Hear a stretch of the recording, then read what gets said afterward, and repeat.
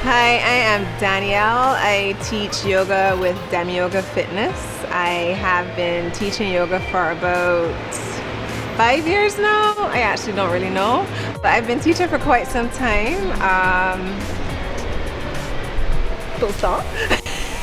Hi, I am Ramon Dodson, the Principal Transformation Specialist and owner of Fitness with Dottie. Fitness with Dottie is a business that transforms the physiques and the lives of persons who are ready to discover their best self. I actually started yoga because I wanted to be a little more flexible. Yeah, so I was doing pole fitness. Pole fitness, you know what it is. It looks kind of sexy and stuff. It looks better when you are more flexible. So for me, I wanted to be more flexible for pole, really and truly.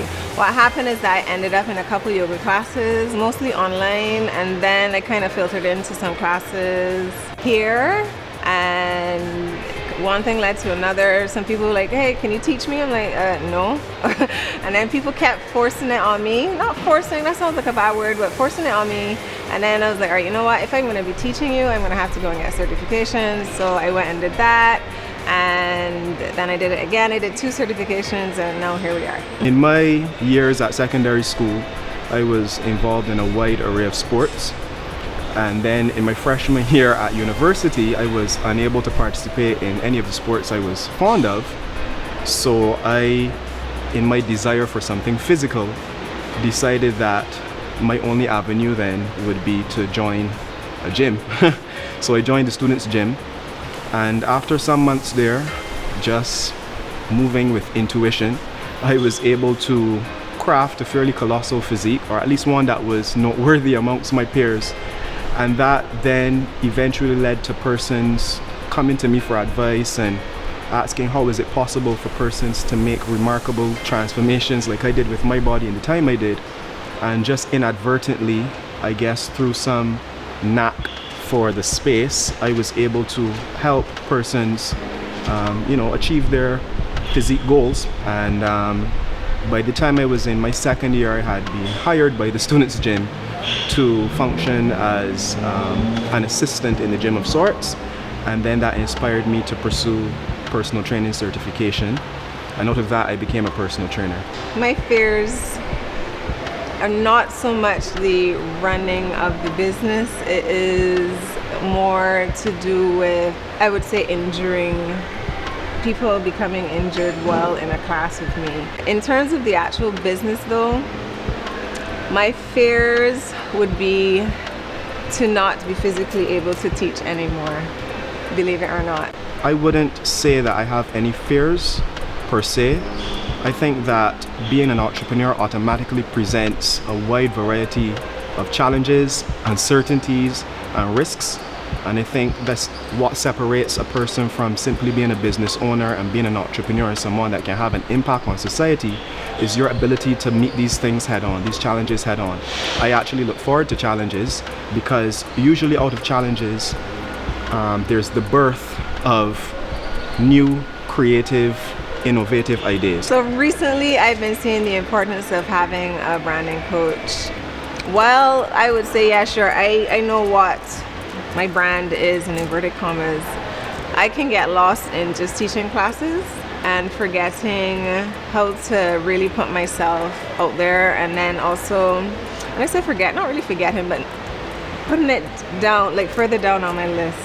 I suppose, and I actually do believe that a branding coach will help me to stay on track so that I can do both, that I can still put myself out there so that, yes, I get more clients and I can share with more people, but then I'm also able to, set time in my day to do my own practice, to plan for my classes, to put my material out there. So, yeah, to me it is kind of important. I would say that a branding or creative coach is a fundamental and useful asset to any business, simply because your brand holds the essence of your business and it is almost like a person's reputation. So you want your reputation to precede you and convey a message about you that is genuine and that clearly identifies for consumers what you are able to achieve with them. and I think it's a job within itself. So certainly having someone on your team who takes care of all things brand related is very, very useful. Customer ecstasy. So when I hear that, I obviously think of customer satisfaction. Yeah, and not just satisfaction, but going past that. So for me, it won't just be sitting and teaching a class. I especially love the interaction with my clients, with my students. So when they are able to relate to me and interact with me in a class and not just look kind of standoffish, like, oh, okay, we're gonna do this, okay. I feel like when they are relating to me a lot more, that they are actually truly enjoying and having a great experience with their yoga class. Sometimes I can even get to a place where I wonder if I care more about the client's results than the client themselves, which can be a dangerous place to be in. But this is where motivation and psychological techniques are very integral. You need to be able to get your client to a place where their desire to achieve their goals is not a passive desire.